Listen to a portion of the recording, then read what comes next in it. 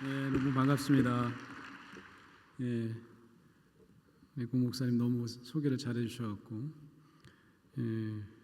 아주 오랜 인연, 저희 아버님이 작고 하신 지 꽤 됐는데 우리 고 목사님이랑 아주 깊은, 저는 오늘 알았어요. 인연이 많으셨는데 제가 진작에 좀 북곡교회 왔었어야 되는데 이렇게 불러주셔서 감사합니다. 어제 수능을 우리 자녀들이 치렀어요. 혹시 수능 자녀 두신 분 계세요? 오, 계시네요. 오, 네. 아유, 많이 힘드셨죠? 예. 우리 대학을 보내면 우리 아이들이 아무 걱정 없이 잘 자라실 거로 생각하시는 것 같아요. 아직 멀었어요. 예, 하나님이 품어주시지 않으시면 대학에 들어오면요, 그 다음에 중요한 건 이제 취업입니다. 취업. 참 그 대학마다 또 취업률을 가지고 이렇게 대학을 평가하는 일이 많아서 최근에도 취업하기 어려울 것 같아요. 중동발 경제 위기가 또 불어닥쳤잖아요. 근데 제가 학과장을 한 적이 있는데 꽤 오래전이에요.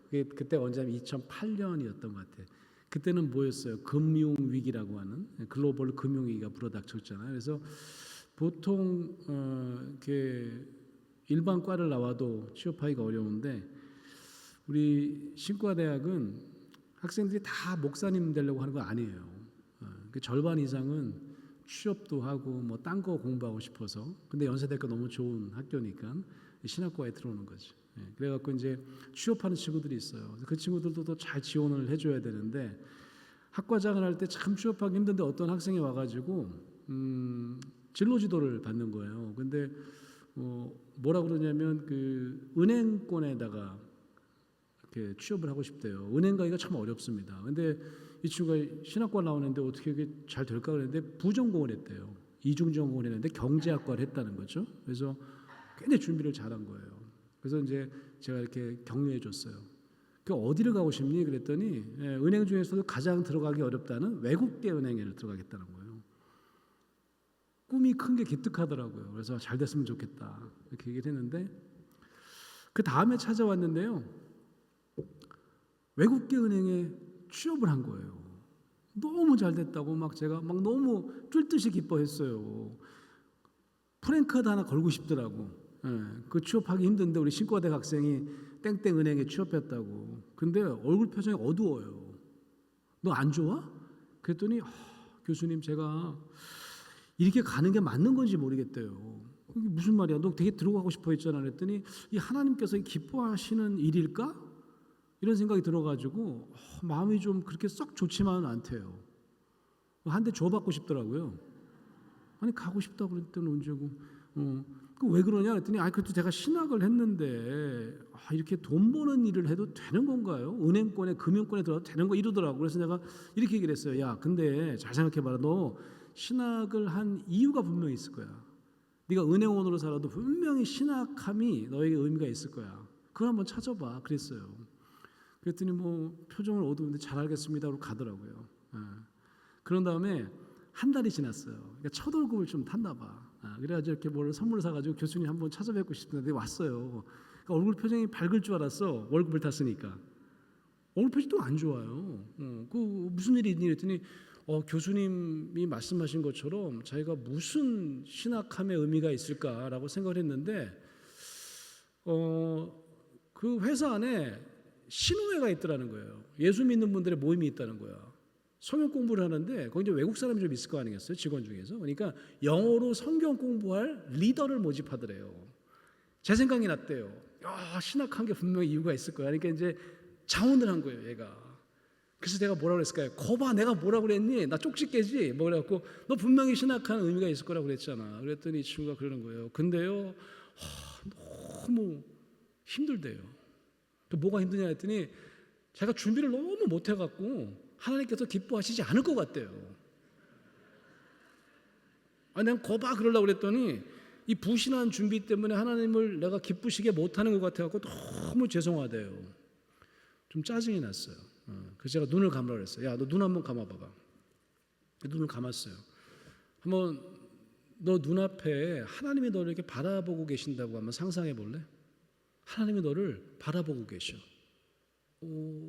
어떻게 하나님 얼굴이 보이니? 그때 잘 모르겠대요. 잘 봐봐. 하나님이 너 쳐다보고 계실 거야. 보이니? 보이는 것 같대요. 그래서 제가 그랬어요. 째려보시지? 너 째려보시지 않니? 너 하나님이 널 무섭게 노려보는 그런 눈초리를 상상할 것 같은데. 그래서 내가 깜짝 놀라는 것 같더라고. 아마 속으로 그래, 진짜인데? 이런 느낌이었을 것 같아. 그래서 제가 그랬어요. 눈을 뜨라고 그런 다음에 글쎄 나는 잘 모르겠다. 나도 하나님이 아니니까 잘 모르겠는데 나는 뜰 듯이 기쁜데 하나님은 왜 너를 째려보신다고 너는 생각하는지 모르겠다. 하나님도 나랑 똑같은지 모르겠지만 기뻐하실 것 같은데. 그런 다음에 보냈어요.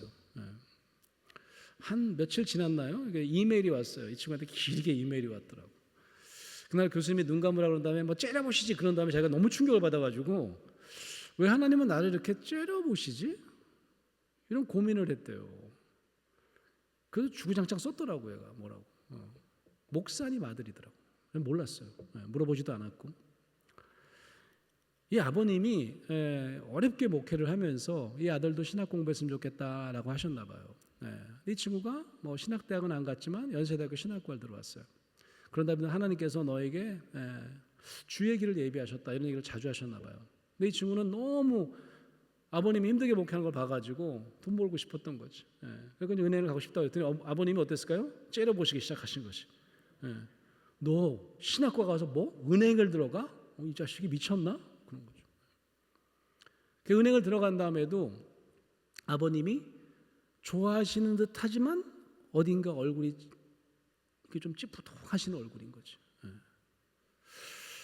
그러니까 저는 하나님 얼굴을 마치 이렇게 아버지 얼굴과 겹쳐봤던 것 같아요. 이렇게 이 친구가 썼더라고. 제가 하나님의 표정을 좀 다른 표정을 느낄 때까지 노력해 봐야 되겠다. 이렇게 썼더라고요. 이 친구 지금 아주 은행에서 잘 살고 있어요. 제가 목회 상담학 공부를 해보니까요. 연구자들이 이런 얘기를 합니다. 저와 여러분이 우상을 가끔 섬긴대요. 나는 아닌데, 나는 오직 예수인데. 뭐라고 얘기를 하냐면 우리 안에는 왜곡된 하나님상이 있대요.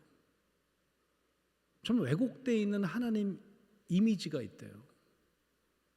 마치 제가 만난 그 학생처럼 하나님이 날 째려보시는 것 같은, 가끔 구약 성경 많이 읽으면 그렇게 심판한다는 얘기가 많어.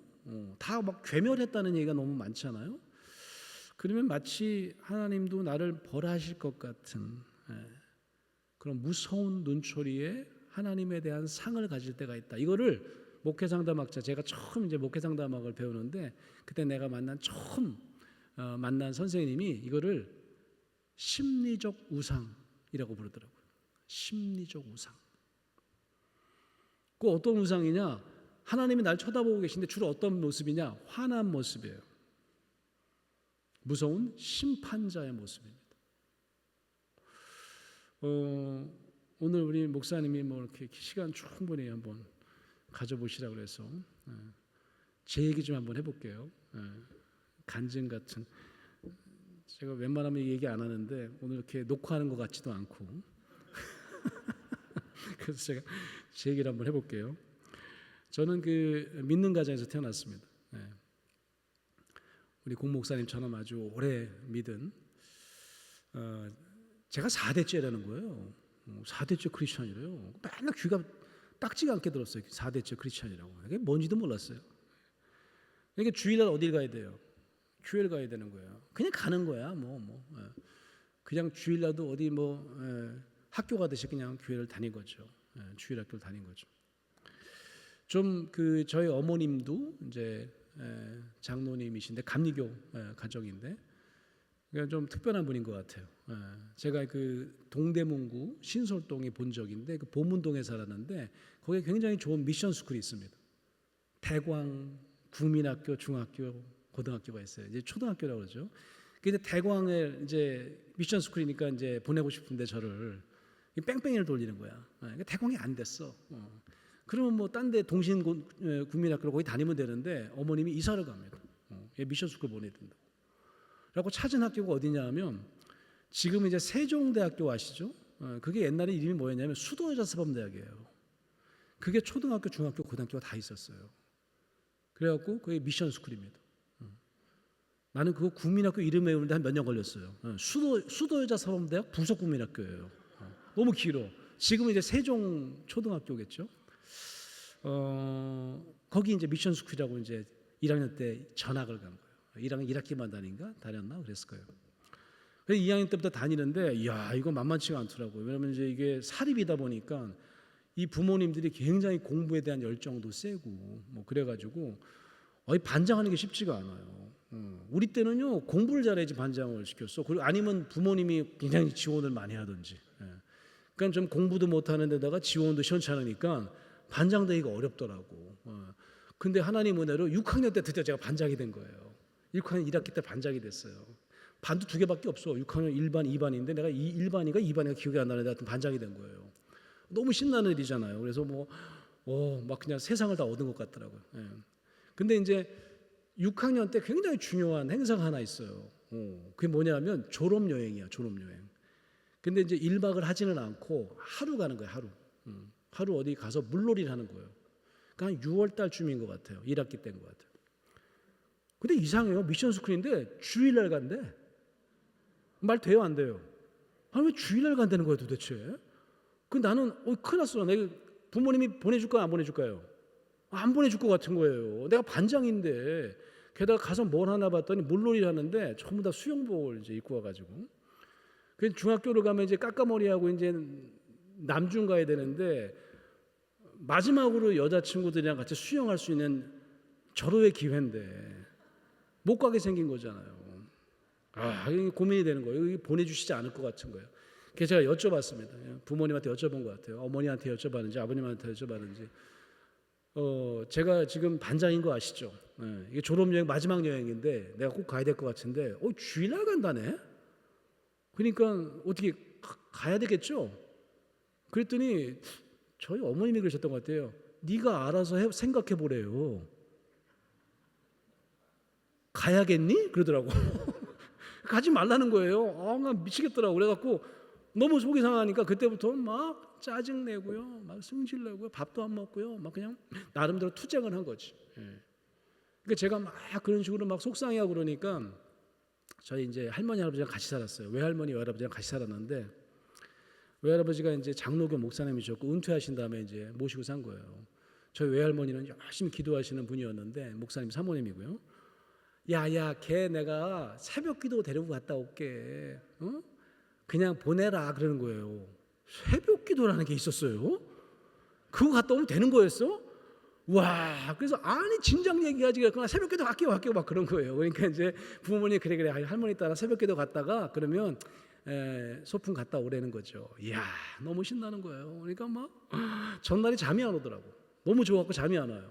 그래갖고 막 할머니 저 꼭 깨워줘야 돼요. 막 그래서 이제 몇 시에 깨워? 5시 반에 깨우신다는 거예요. 그래서 알았어 일어날게요. 근데 막 밤새 잠이 안 오더라고. 막 여학생이 내가 수영할 생각에 막 잠이 안 오는 거야. 근데 이제 아침에 눈을 떴더니 8시야. 안 깨우신 거예요. 아니 할머니 저를 안 깨우면 어떡하냐고 그랬더니 야 너 몇 번 깨우는데 안 일어나갖고 내가 혼자 갔대요. 너무 늦어가지고. 아니 그러면 어떻게 나 그럼 또 교회 가야 되잖아요. 그러니까 내가 막 떼굴떼굴 구는 거죠. 막 그냥 떼굴떼굴 구르고 막 할머니 때문이라 그러고 막 그랬더니 이제 부모님이 저희 아버님이 그랬던 것 같아요. 저 새끼 보내라고. 뭐 제가 쌩 난리를 치니까 갔다 오라고 한 거지. 그래갖고 막 간 거예요. 난 지금도 그 장면이 잊혀지지가 않아요. 그러니까 이제 버스를 타고 버스 한 대면 다 타죠. 뭐 2반밖에 안 되니까. 그래갖고 이제 저희를 내려놓고 버스는 가고 저희는 이제 막 걸어서 오솔길을 걸어가지고 강가에 딱 가서 텐트를 치고 노는 거예요. 다 수영복 입고 막 수영을 하는데 제가 이름이 수영인데 수영을 못해요. 수영을 좀 멋있게 해야지 애들이 막 여자애들이 좋아하는데 제가 수영을 못하니까 수영 갖고는 어떻게 이제 주목을 끌 수가 없더라고요. 개헤엄을 하고 앉아 있는 거야. 어떤 애들은 막 저병도 하고 이러는데 어떡하지 그런데 이제 저기 이렇게 한 20m 건너가면 거기 섬 같은 게 있어요. 중간에 거기로 가서 노는 거예요. 저도 이제 개 훔쳐서 갔죠. 근데 거기서 아이들이 다이빙을 하기 시작하더라고. 예. 다이빙을 멋있게 하면 여자애들이 뭐 누가 제일 멋있다, 누가 멋있게 뛰어냈다, 막 이런 거지. 예. 그 다이빙을 배워본 적은 없지만 다이빙은 또 어떻게 하면 또 이렇게 지목을 끌 수 있냐면 희한하게 들어가면 되는 거야. 내가 막 거꾸로 들어가고 막 아주 그냥 말로 별짓을 다 했어요 제가. 그랬더니 애들이 제일 재밌어 하더라고. 수영이가 제일 재밌대. 제가 막 희한하게 들어간 거예요. 막 이렇게 멋있게 들어가려고 한 게 아니라 막 그러니까 막 수영이 잘한다 그러고 난리 나고 막 너무 신나갖고 막 정신없이 했어요. 막 물도 먹어가면서 다이빙을 엄청 하다가 좀 지쳤어요. 그래서 이제 가자 그래고 다 이제 다시 나와서 이제 그 강가에 여자애들은 이렇게 앉고 남자애들은 이렇게 서서 마주보고 얘기를 하고 있었어요. 서서 얘기하는데 저 어디가 모르게 좀 쏴한 느낌이 들더라고. 팬티가 내려갔나? 팬티는 제대로 있어요. 근데 왜 이러지? 근데 이제 여자아이들이 그러는 거예요. 수영아, 네 무릎 앞에 물 색깔이 이상해 이러는 거예요. 한 배꼽 정도로 이렇게 서 있는데, 보니까 제 주변에 물 색깔이 분홍색인 거예요. 좀 이상해요. 걸어 나왔더니 무릎이 디귿자로 찢어졌는데 오른쪽 무릎이 물속에 하도 오래 있어가지고 뿜 거야. 디귿자로 이렇게 찢어져서 덜렁덜렁 하는데 그 안에 하얀 게 보이더라고. 뼈가 보이는 거야. 내가 그거 보고 기절했잖아 그냥 나오다가. 그러니까 막 애들이 저를 이제 안아가지고 눕혔어요 강변에. 그때부터는 막 정신도 없고요. 막 애들이 막 어떻게 뼈가 보인다 그러고 막 울고 그러니까 눈을 못 뜨겠다고 창피해갖고. 그리고 눈을 감고 막 기절한 척하고 있었어요. 근데 아프기 시작하더라 그때부터. 선생님이 왔어요. 야 이거 큰일 났다. 어떻게 이렇게 될 때까지 너 몰랐어? 뭐 이래가면서 저희 담임 선생님, 저 이름도 안 잊어버려. 임상학 선생님이라고 하는데 이분이 저를 들쳐업고 마을로 나가야지 어떡하겠어요, 그죠? 그때부터 핸드폰이 없으니까 뭐 차를 부를 수가 있나 벌써 갔어요 고속버스로. 이때 저녁 때 올 거야 우리 데리러.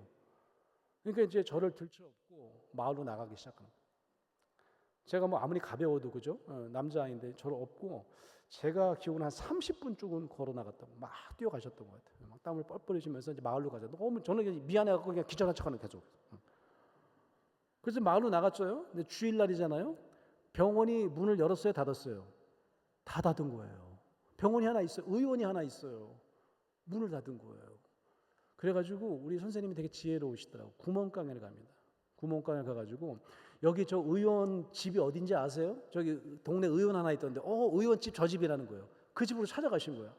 띵동띵동 눌러가지고 여기 놀러 왔다가 우리 다쳤는데 우리 의원님이 계시면 좀 무릎 좀 다친 거 좀 봐주실 수 있냐 했더니 들어오래요. 그래갖고 이제 들어간 거예요. 그 무릎을 보니까 기가 막힌 거예요. 그래서 야 이거 꼬매야 되는데 큰일 났다 그러면서 이제 그 침대가 있어 뭐가 있어. 그러니까 그 소파가 있는데 검정 소파인데 거기 저를 눕히더라고요. 그러면서 아내분한테 빨리 저희 가서 뭐 주사랑 뭐를 가져오래요. 이렇게 이제 나름대로 이렇게 맞추는 했던 것 같아요. 예. 그다음에 저는 쳐다볼 수가 없잖아요. 무서워가지고. 그거 거의 이제 뭐 기절한 척하고 있어서 계속. 예. 꼬매시는데 이러시는 거예요. 어이구 막 이러시고 꼬매다가 어이구 이게 좀 잘 되면 그런 얘기를 안 할 것 같은데 이분이 자꾸 하다가 어이구 이렇게 뭐 실수하는 느낌이 들어 자꾸. 그러니까 눈을 뜨고 볼 수가 없는 거예요. 그랬더니 야 이거 안 꼬매지네 이러는 거예요. 그러면서 이게 너무 불었는데 이러는 거예요. 이야 그때부터는 막 하더라고 머리가. 그러더니 이분이 어떻게 꼬매시는 것 같아요. 근데 야 이거 꼬맨 거 맞아? 아니 본인이 꼬매놓고 꼬맨 거 맞아 이러고 계셔요. 그러더니 저한테 이러더라고요. 아니 야 정신 차려보래 저보고. 이렇게 했더니 어떻게 아파 안 아파 했더니 뭐 아픈 느낌은 잘 없더라고. 잘 모르겠다 그랬어요. 그랬더니 선생님한테 이러더라고. 안 될 것 같아 이게. 얘 데리고 빨리 서울 가시라고. 이거 큰 병원 가서 이거 해야지. 이거 이렇게 좀 내가 응급 처치했는데 이게 지금 조금 더 이렇게 뿡게 가라앉은 다음에 제대로 꼬매야 될 것 같다는 거예요. 그래서 어떻게 해요? 그 지금 이제 놀이 시작도 안 했거든요. 한 2시간 놀았나? 점심도 아직 안 먹었거든요. 근데 그 집 전화를 걸어요. 여행사에 빨리 오라고.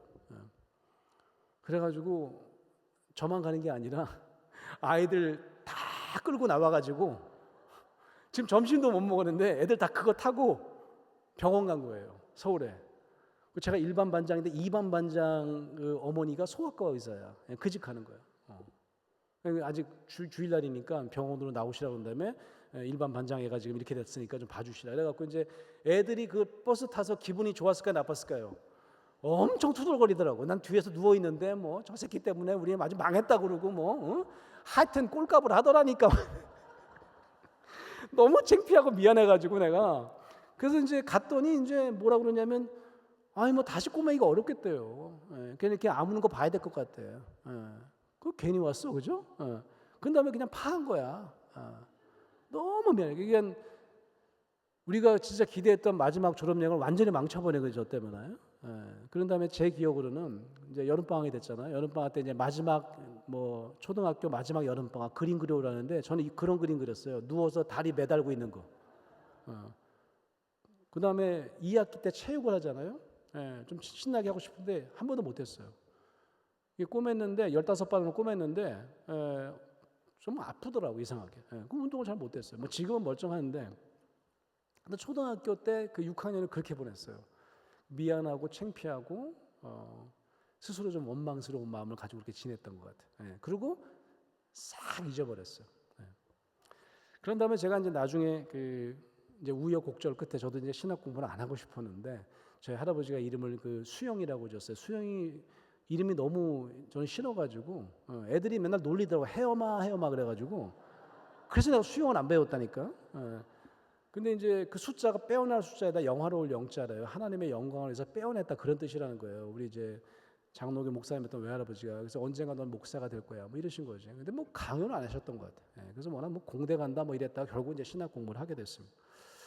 연세대학교 때 신학을 공부한 다음에 제가 미국 가서 유학을 해야 되겠다 이런 마음을 먹고 이제 유학 준비를 하고 그런 다음에 이제 지금의 이제 아내를 만났어요. 유학 준비할 때. 그 제가 이제 몇 군데 가려고 그랬는데 저희 아내가 너무 좋은 거예요. 그래갖고 막 제가 이제 아주 급격하게 그냥 대시를 해가지고 학교를 바꿨어요. 그 아내가 보스턴 간다고 해서 제가 딴 데 갈래다 보스턴 가기로 했어 나도. 그래갖고 이제 같은 지역에 가면 어떻게든지 이분이랑 결혼할 수 있을 것 같더라고. 제가 좀 먼저 갔어요. 먼저 갔는데 교회를 정했어요. 전도사를 하려고. 가자마자 제 여자친구가 곧 일로 올 텐데 혹시 성가대 솔로이스트 안 필요하세요? 저희 아내가 성악과 학생이었거든요. 같은 연세대학교를 졸업하고 이제 성악을 공부했는데 우리는 솔로이스트 같은 거 안 키운다고 그러더라고 교회가. 그래서 제가 막 설득했어요. 담임 목사님을. 그래도 좀 성가대를 좀 이렇게 수준 있게 하려면 솔로이스트 하나 제가 싸게 해드릴게요. 그래갖고 이제 솔로이스트를 하기로 한 거야. 그러니까 아내가 도착하자마자 저랑 같은 교회 다녀야 되는 거예요. 전 전도사를 하고 청년부 전도사를 하고 저 아내는 성가대를. 그래서 이제 같이 교회를 다닌 거죠. 그래갖고 이제 한 학기가 되어 갈랑말랑 하는데 이제 마지막 때였어요. 한 학기 이제 기말쯤이었던 것 같아요. 아내가 다음 주에는 교회를 못 간대요. 우리 아내도 장로님 딸인데 아니 왜 교회를 못 가? 그랬더니 아니 콘서트를 한대요. 리사이트를 한대요. 그 자기 이제 같은 선생님한테 배우는 제자들끼리 이렇게 리사이트를 한 학기에 한 번씩 하는데 주일날 한다는 거예요. 아니 교회 안 가? 그랬더니 이제 교회 갔다가 오후에 한다는 거예요. 오전에 다 예배를 보잖아요. 미국 사람들은 오후 2시에 한대. 근데 이민교회는 예배가 오후 2시예요. 그러니까 이제 백인교회를 빌려서 해야 되니까 백인들 다 간 다음에 2시부터 오늘 예배를 시작하는 거예요. 그러니까 아내가 2시 예배 못 드린다는 거예요. 근데 이제 저는 9시에 미국인 교회를 다녔어요.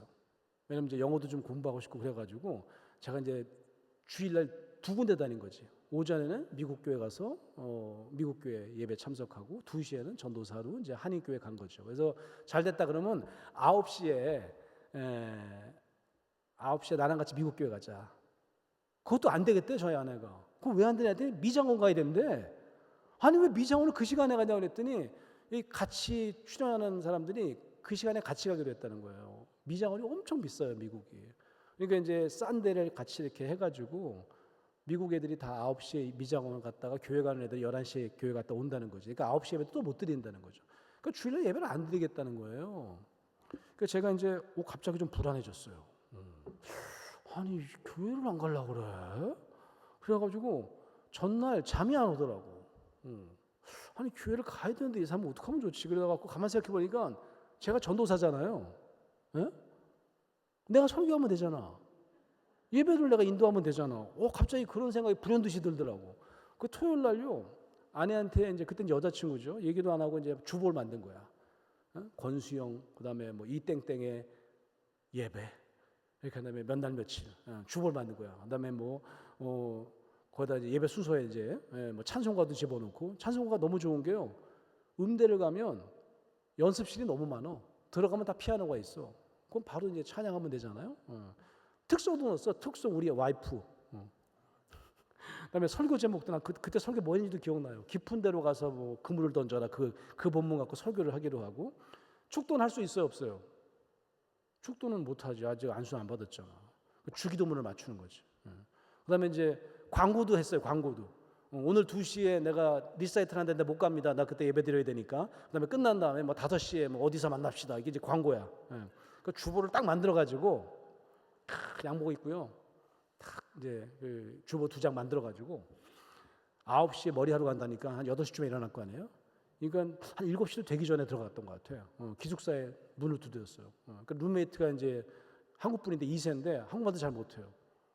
거의 잠옷 입고 나오더라고. 제가 들어가 깜짝 놀라요. 전도사님 여기 왜 오셨네요. 그래갖고 이제 우리 여자친구 좀 불러달라고. 근데 우리 아내가 나왔는데 기가 막히잖아요. 우리 새벽에 왜 온 거야? 같이 양복 빼 입고 빨리 나오시오. 그래서 이제 옷을 이제 막 적당히 입고 나왔어요. 길 건너면 이제 음대인데 거기서 이제 연습실 들어가가지고 이제 지금부터 뭐 권수영과 이땡땡의 예배를 시작하겠습니다. 이러고 이제 예배를 본 거죠. 그러니까 우리 아내가 처음에는 뭔가 그랬다가 막 이러고 이제 예배를 본 거예요. 근데 참 우리 아내가 착해가지고 특송하셨대. 특송도 하더라고. 목 푼다고 특송도 하더라고. 근데 내가 설교하는데 다 앉아서 듣고, 그다음에 주기도문하고 마쳤어요. 그다음에 막 너무 기분이 좋더라고. 오늘 잘해. 나 갈게. 온 거예요. 그런 다음에 이제 제가 한 학기 정도 이렇게 데이트하다가 결혼을 하게 된 거예요. 근데 저희 장인어른이 일찍 돌아가셨는데 장인어른이 제가 천국 가면 꼭 여쭤보고 싶어요. 도대체 나를 뭘 보고 결혼을 허락했는지. 딸이 넷인 집에 막내딸인데요. 막내딸을 너무 이뻐했어요. 저희 아내를. 우리 연대간 딸이라고 할 뿐만 아니라 음악을 너무 좋아하셔갖고 뭐 장로 합창단에서 막 본인이 지휘하시고 막 이런 양반이거든요. 그러니까 뭐라 그랬냐면 우리 아내한테 너는 절대로 결혼하지 말고 끝까지 음악을 하네. 끝까지 뒷바라지 할게. 뭐 이런 얘기를 하실 정도로. 근데 주변에 이분이 막 사회 활동을 많이 해갖고 주변에 뭐 아들 소개한다는 사람이 막 주구장창이었던 것 같아. 뭐 의대 다니는 아들 뭐 그런데 눈 하나 깜짝 안 했던 장인어른인데 이상하게 이제 저한테는 이렇게 특별한 반대 안 하셨던 것 같아. 그 지금 제가 생각해도 그때 지금은 제가 좀 멀쩡해 보이잖아요. 좋은 대학에서 뭐 강의도 하고 그죠? 그때는 진짜 아무것도 없었어. 그냥 신학생이야. 그리고 뭐가 될지도 모르고 그죠? 지금 유학 간다고 그러고. 근데 딸을 어떻게 허락하셨지? 뭐 그게 되게 궁금한데 우리 아내도 그래요. 진짜 나도 좀 여쭤보고 싶대. 지금 이제 나중에 천국 가면 자기는 아버지가 저를 허락한 거가 굉장히 큰 영향이 있었대요. 자기가 결혼한대. 지금도 그래요. 30년 살았는데 내가 당신이랑 왜 결혼했는지 난 알 수가 없대요. 그러다 어느 날 갑자기 제가 딱 떠올랐어요. 알았어. 내가 우리 아내가 저를 왜 남편 삼아야 되겠다 마음먹은지 깨달은 거야. 우리 아내한테 얘기를 한 거야, 어느 날. 내가 그동안 생각을 못 했는데 당신이 왜 나랑 결혼했는지 내가 드디어 알게 됐어. 뭐냐 얘기 좀 해봐. 나도 궁금해 죽겠대요. 그랬더니 이제 오늘 제가 지금 말씀드린 기억나? 옛날에 당신이 유학 초기에 예배 못 간다고 했을 때 내가 밤새 준비해가지고 와가지고 당신이 예배 드렸던 거. 당신 그때 그래서 막 감동받은 거 아니야? 이 사람 진짜 엄청난 신앙의 사람이구나. 이런 생각을 그때 가졌던 거 아니야? 그랬더니 이분은 그걸 깜짝 까먹었나 봐요. 그러더니 생각이 났대요. 와, 나 그게 생각났다면 진짜 당신이랑 결혼 안 했을 텐데 지금 생각났대요. 이게 무슨 소리야? 그때 막 대단한 신앙의 사람이 오고 감동하지 않았어요? 그랬더니 나 완전히 맛이 간 사람인 줄 알았어. 당신 미친 사람인 줄 알았어. 눈이 완전히 돌아갔었는데 막 그러는 거예요. 마치 뭐 엄청난 일을 당할 것처럼 내가 막 그러는데 자기 진짜 너무 불안했대요. 이 사람이 정상인가? 이런 생각을 했다는 거죠. 제가 깜짝 놀랐어요. 그 얘기를 듣고. 아니 나는 대단한 신앙의 사람이라서 감동을 받은 줄 알았는데 완전히 미친 사람인 줄 알았다고? 정신 나간 사람인 줄 알았다고? 맛이 간 줄 알았다고? 이게 지금 말이 되나? 제가 정신분석을 공부하는데 여러분이 잘 아시는 그 프로이드라고 하는 워낙 신경학자였어요. 이분이 의대를 다니는 신경학자였는데 이분이 이제 신경내과 의사가 된 거죠. 환자를 치료하다 어떤 환자를 치료했냐면 강박증 환자를 치료했어요. 초기에 강박증 환자를 많이 치료했어요. 그러다가 종교인에 대해서 관심을 가지게 됐어요. 우리는 이제 이 프로이드라는 사람이 종교를 굉장히 폄하했던 사람으로만 아는데 강박증 환자를 치료하다 보니까 종교인이랑 너무 비슷한 거야.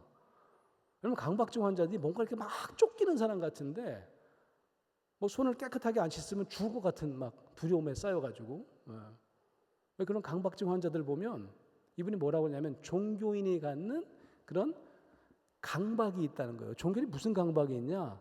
벌 받을 것 같은 강박. 처벌 공포라고 얘기를 하는데 처벌 받을 것 같은 공포가 내가 치료하는 강박증 환자들한테 발견된다는 거예요. 그래서 이분이 왜 종교인에 대한 관심을 가졌냐면 종교인들을 연구하면 내가 치료도 잘할 수 있을 것 같아. 그래서 이분이 종교인의 그 종교 행동을 굉장히 신랄하게 비판합니다. 예를 들어 볼게요. 40일 새벽 기도를 제가 합니다. 40일 새벽 기도를 하는데 우리가 40일 새벽 기도 할 때 가끔 있잖아요. 열심히 해요. 39일 열심히 했어. 마지막 날 내가 잠이 들어가지고 마지막 날 내가 그러면 깜빡 그냥 일어나 보니까 시간이 지난 거예요. 그러면 어떤 마음이 드세요? 큰일 났다. 우리 아들 고3인데 수능 보는데 하나님께서 우리 아들 떨어뜨릴 것 같은 거지. 프로이드는 뭘 얘기한 거냐면요. 아니 하루라도 40일 중에 하루라도 하나님과 뜨겁게 만나고 인격적으로 만나면 즐거워야 되는 거 아니야? 하나님의 어떤 웃는 얼굴이 떠올라야 되는 거 아니야? 근데 종교인들은 40일을 채워야 된다는 강박으로 교회 오는 것 같더라는 거지. 와가지고 도장 받잖아. 또 도장 찍어주세요. 저 왔어요. 도장 찍고 40개 다 찍으면 성경책 주시는 거 맞죠? 뭐 이런 거죠. 그 들어와서는 다 주무시는 거죠. 프로이드가 보기엔 아니 이게 뭐야? 40일 기도가 무슨 의미야 도대체? 강박증 환자 아니야? 내가 치료하는 강박증 환자랑 별로 다를 게 없는 것 같은데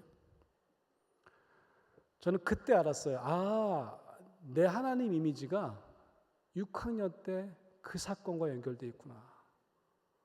내가 아내가 그때는 아내도 아니었잖아요. 내가 되게 사랑하는 사람인데 그 사람이 예배를 안 드리니까 갑자기 가슴이 벌렁벌렁 하는 거예요. 하나님께서 가만두지 않을 텐데. 그때는 나는 그냥 무릎 정도로 끝이셨지만 15번으로 끝났지만 내가 사랑하는 이 사람한테 하나님께서 벌을 하시면 이제 어딜까? 혹시 뭐 노래라도 못하게 만드신 건 아닐까? 뭐 이런 불안이 있었던 거죠.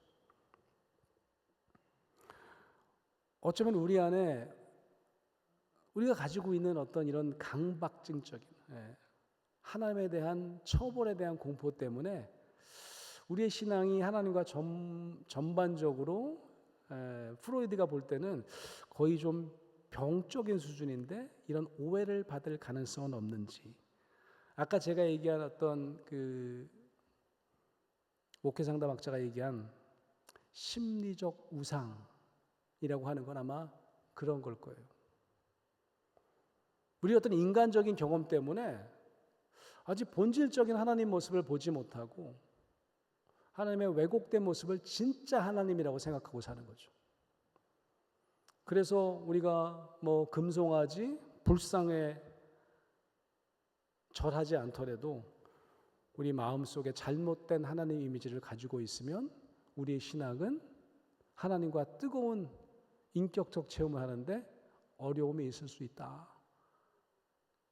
그런 어떤 뜨거운 인격적 체험을 방해하니까 우상이다 이렇게 이름을 붙인 것 같아요. 이 얘기를 한 목회상담학자는 이제 선생님이셨는데 이분이 이런 얘기를 책에 썼어요. 근데 이 우상 숭배는 항상 이중적 우상 숭배래요. 두 겹이래요.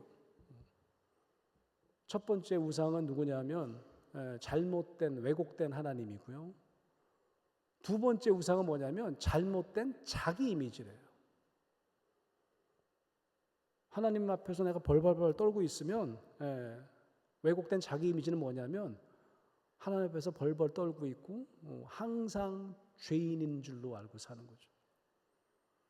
내가 하나님을 어떤 식으로 해도 사랑받을 수 없고 어떤 식으로 해도 하나님께 내가 인정받을 수 없고 하나님을 기쁘시게 할 수 없어. 저를 찾아왔던 그 은행 갔던 친구처럼 하나님을 왜 못 만날까요? 아버지와의 어떤 인간적인 경험이 자꾸 하나님 경험을 방해하는 거예요. 나는 절대로 하나님을 기쁘시게 할 수 없어. 때로는 매 맞는 아이들이 있습니다. 매 맞는 아이는 그 아버지라는 단어 자체가 굉장히 불안한 단어예요. 아버지 하면 무서운 나를 때리시고 벌하시는 하나님인데 아버지인데 교회 왔더니 자꾸 하나님 대 아버지에 붙이네. 그러면 깜짝깜짝 놀라요. 머리로는 하나님 아버지는 사랑이시다라고 얘기를 하는데 나는 그게 이렇게 믿어지지 않는 거죠. 뭐 때문에요? 내 인간적인 아버지 경험 때문에. 오늘 본문 말씀은 여러분이 잘 아시는 베드로의 부인 장면입니다. 이런 복음서가 4개인 거 아시죠? 마태, 마가, 누가, 요한. 이 4복음서에 전부 쓰여져 있는 사건이 그렇게 많지는 않습니다. 때로는 누가복음에 있는 본문도 있고요. 요한복음에만 있는 본문도 있어요. 그러니까 4군데 다 있는 본문은 그렇게 썩 많지는 않아요. 오늘 이 장면은 4개 복음서 모두 기록되어 있습니다. 중요한 장면인가 봐, 그죠? 근데 이 부인하는 장면이 살짝씩 좀 달라요. 뭐 닭이 2번 울기도 하고 1번 울기도 하고. 정말 중요한 건 뭐냐면 부인할 때 예수님이 그거를 보셨을까? 베드로와 예수님이 눈이 마주쳤을까? 우리가 읽은 누가복음에만 베드로가 부인하고 나서 예수님과 눈을 마주칩니다. 예수님이 쳐다보시는 장면이나 봐요. 그러니까 우리가 오늘 읽은 본문에만 3번 부인한 다음에 예수님과 마주치는 장면을 기록하고 있어요. 60절에 보면 이렇게 되어 있습니다. 베드로가 이르되 이 사람아 나는 3번째요. 네가 하는 말을 알지 못하노라. 아직 말하고 있을 때 닭이 곧 울더라. 그 다음에 61절에 보면요. 주께서 돌이켜 베드로를 보시니 이게 누가복음에만 나오는 본문이에요. 베드로가 주의 말씀 곧 오늘 닭 울기 전에 내가 3번 나를 부인하리라 하심이 생각나서 밖에 나가서 심히 통곡하니라. 자, 여러분 한번 생각해 보십시오. 우리 성경에는요 예수님의 표정이 나와 있지 않아요. 예수님이 째려보시니 이렇게 써 있지 않아요. 그냥 보셨다고만 돼 있어요. 이때 한번 예수님의 표정을 한번 상상해 보시기 바랍니다. 인간적인 제 상상으로는 이런 표정일 수도 있을 것 같아요. 내가 그럴 줄 알았어 너. 아유 같은 건 아니라고 잡아떼더니 꼴 좋다. 뭐 이런 표정일 수도 있고 혹은 좀 째려보실 것 같지도 않으세요? 저는 그럴 것 같아요. 제가 아까 말씀하신 것처럼 이제 교수를 20년 해보니까 그래도 이렇게 마음이 가는 제자들이 있어요. 그러니까 조교 아무나 시키지 않잖아, 그죠? 그래서 저는 뭐 과제도 많이 하고 뭐 사업도 많이 하고 그래서 조교가 많은 편이에요. 많을 때만 10명도 됐어요. 그럼 그 중에 조교장을 시켜요. 조교 중에 장이야. 그 조교장이라고 그래요. 그러면 다른 친구들은 반액장금 줘도 조교장은 전액장금 줘요. 전액장금. 근데 제가 뭘 잘못해갖고 감옥에 가게 됐어요. 그래서 이제 신문기자가 제 조교장한테 연락해서 권수영 교수님 조교 아니었어요? 제가요? 아니라고 그러는 거죠. 3번씩이나. 근데 내가 앞에 있는데도 나 저 사람 잘 모른다. 너 저 도당 아니야? 조교 중 한 명 아니었어? 아니라고 그러는 거예요. 나는 뒷목 잡고 쓰러질 거예요. 응? 내가 다른 사람 몰라도 너는 내가 얼마나 장학금을 많이 줬는데, 너 조교장으로 내가 그렇게 키워줬는데 어떻게 네가 나한테. 난 이런 표정일 것 같은데, 예수님. 2004년에 영화가 하나 등장합니다. 참 여러분 다 보셨을 영화예요. 더 패션 오브 더 크라이스트라고 하는. 여기서 패션은, 영어 단어 패션은 열정이 아니에요. 고통이잖아요. 순환. 사전에 더, 정관사 더를 붙이고 패션의 P를 대문자로 하면 이렇게 써 있어요. 그리스도의 순환을 의미함. 그러니까 예수 그리스도의 순환만 포커스해서 영화를 만들어야 되겠다라고, 사실은 배우 출신인데 멜 깁슨이라는 사람이 거의 평생을 준비해서 만든 영화예요. 이 영화의 특징은 어떤 특징이냐면, 예수님을 진짜 예수님 당시에 정말 예수님이 이르셨을 거야 라고 하는 실증을 그대로 해서 만들어 보리라. 미국 배우를 쓰지만 영어로 대사하지 않고 예수님이 썼던 아람어를 쓰게 하는 거예요. 채찍을 맞았다 그러면 보통 우리가 이제 우리가 짐승 때리는 채찍이라고 생각하는데, 그때 당시 죄인을 쳤던 채찍은 끝에 동물 뼈가 붙어 있었다는 거죠. 그래서 한 번 맞으면 살점이 뜯기는 그런 특별한 채찍이었다는 거예요. 한 번도 예수 영화에서 그런 채찍을 쓴 적이 없는데, 그때 예수님이 맞은 채찍을 그대로 재현해서, 그러니까 이제 그 영화 보면 예수님이 피 흘린 장면이 너무 많이 나오죠. 궁금했어요. 누가복음처럼 예수님이 베드로가 3번 부인한 다음에 눈을 마주치는 장면이 이 영화에서 있을까 없을까? 있을까요 없을까요? 있어요. 누가복음에 예수님처럼 베드로가 부인하는데 저쪽 멀리서 예수님이 쳐다보는 장면이 있습니다. 그 장면이 어떤 표정일까가 되게 궁금했어요. 그래갖고 예수님의 표정을 제가 딱 스탑하고 봤는데 이런 표정이더라고요. 안타까워하는 표정, 애절하게 바라보는 표정이었어요. 어떻게 보면 예수님 좀 넋이 나간 것 같기도 하더라고. 우리가 왜곡된 하나님의 상을 가지고 있는 사람은 아주 쉽게 비난하시는 예수님, 비난하시는 하나님, 째려보시는 예수님, 째려보시는 하나님, 결국 우리를 처벌하시는 하나님, 처벌하시는 예수님을 상상하기 쉽습니다. 그럼 아까 왜 이중적 우상 숭배라고 그랬냐면, 그러면 당연히 우리의 자기 이미지도 왜곡돼요. 난 안 돼. 난 역시 안 돼. 내 신앙은 아직도 멀었어. 나는 벌받아 마땅해. 난 또 고통받아도 돼. 이런 어떤 나에 대한 자기애가 점점 없어지더라. 제가 배운 우리 선생님은 그것도 우상이래요. 하나님께서는 우리를 얼마나 사랑하시는데, 우주보다 우리를 귀하게 여기시는데 우리는 아직 멀었다 그러는 거죠. 우리 하나님이 나 버릴 것 같고 나를 처벌할 것 같은 두려움에만 쌓여있지, 하나님이 우리를 얼마나 기뻐하시는지는 제대로 느끼지 못하고 살더라라고 하는 겁니다. 하나님을 매일 밤 대면한다는 수녀가 있었어요. 이 수녀가 맨날 하나님을 난 직접 만나서 대화를 나눈다고 하니까 옆에 있는 수녀들이 수덕수덕 하는 거예요. 쟤 미친 거 아니야? 지가 뭔데 예수님을 만나고 하나님을 매일 만난다고 그래. 그 소문이 주교한테까지 갔습니다. 주교한테 누가 일러 바쳤나 봐. 주교님, 수녀가 한 명 있는데 밤마다 하나님을 직접 대면한다는데요, 지가 뭔데? 교황도 아니면서 이런 거죠. 그 주교님이 부릅니다. 매일 밤 하나님을 대면한다는 그 수녀를 불러서, 네가 하나님을 매일 대면한다는 게 사실이냐? 그렇다는 거예요. 너 진짜지? 거짓말 아니지? 제가 왜 주교님께 거짓말 하겠어요? 저 매일 하나님을 만납니다. 그러는 거예요.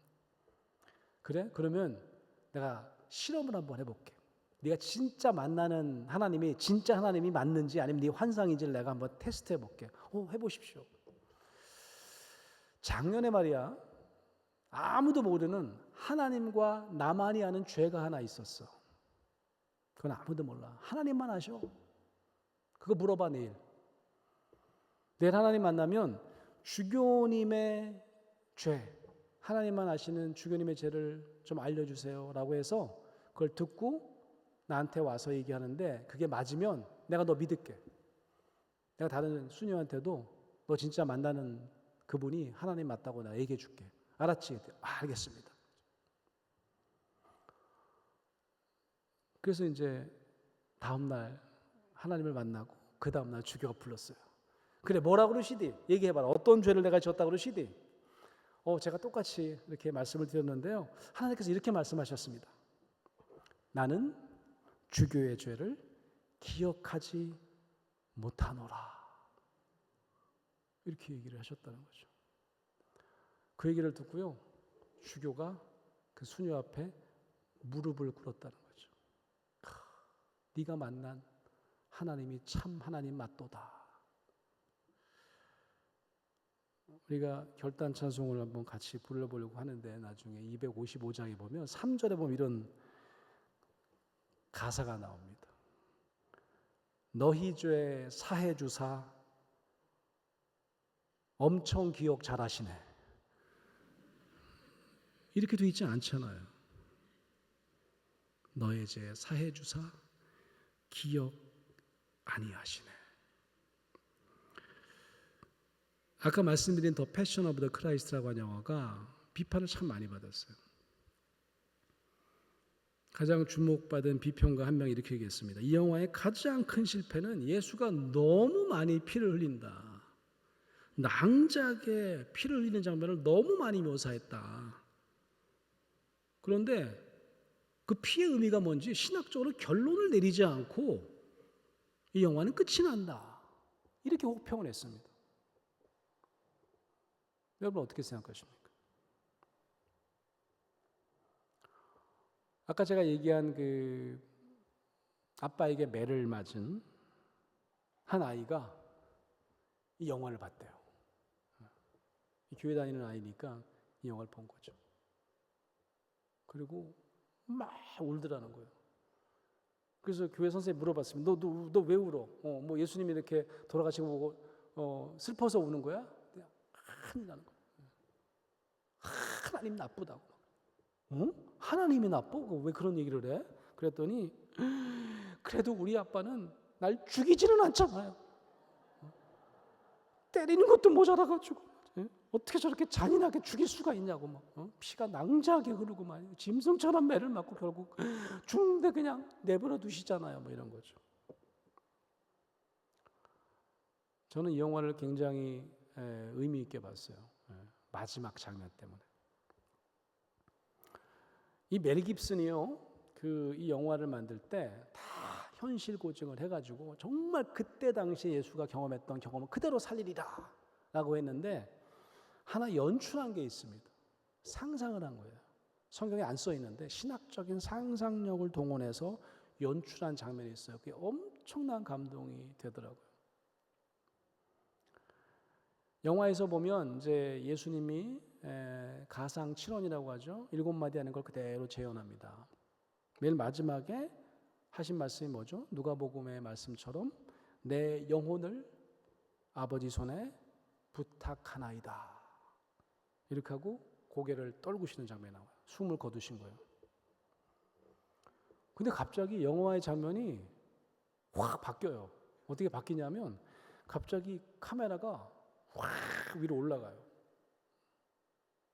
그래가지고 영화의 카메라가 거의 창공 가장 높은 곳에 있는 것 같이 십자가랑 사람들이 저기 조그만 점처럼 보입니다.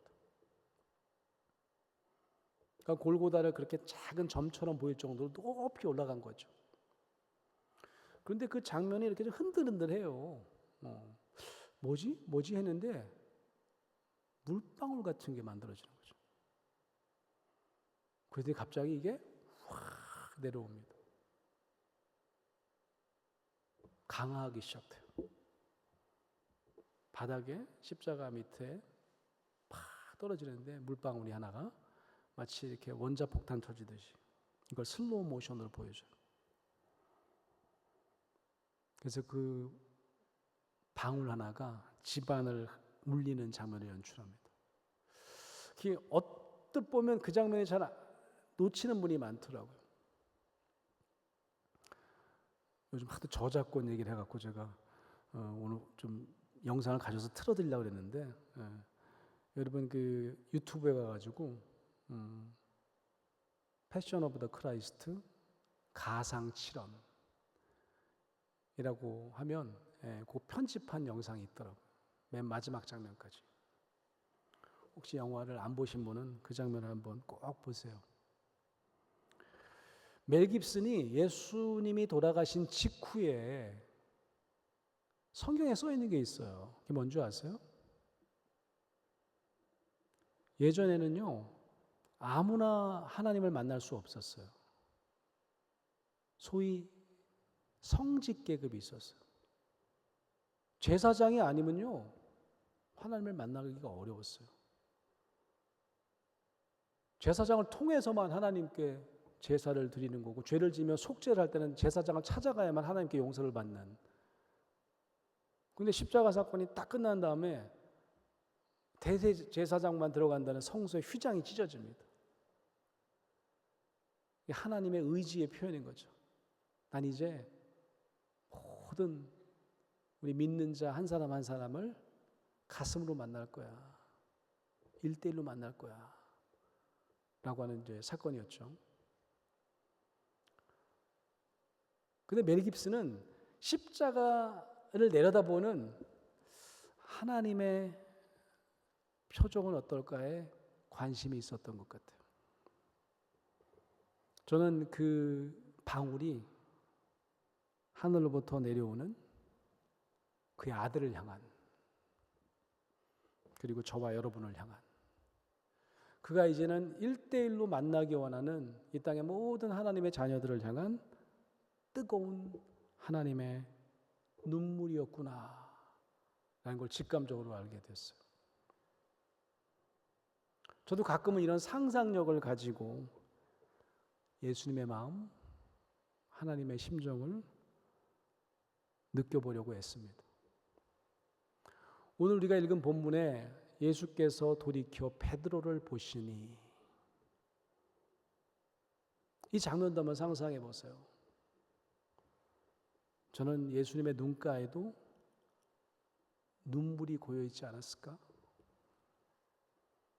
베드로야, 괜찮아. 두려워서 그런 거야. 걱정 마. 네 두려움은 내가 다 이해해. 넌 언젠가 목숨 다해서 내 사랑을 전할 날이 올 거야. 라고 하는 어떤 신뢰의 눈이었을 것 같아요. 사랑하는 성도 여러분, 우리가 너무 구약을 열심히 읽는 것 같아요. 구약의 하나님을 보면 좀 무서운 하나님, 막 징벌하신 하나님이 너무 그렇게 눈에 자주 뜨이고 막 가슴에 막 남아있는 경우가 많은 것 같은데,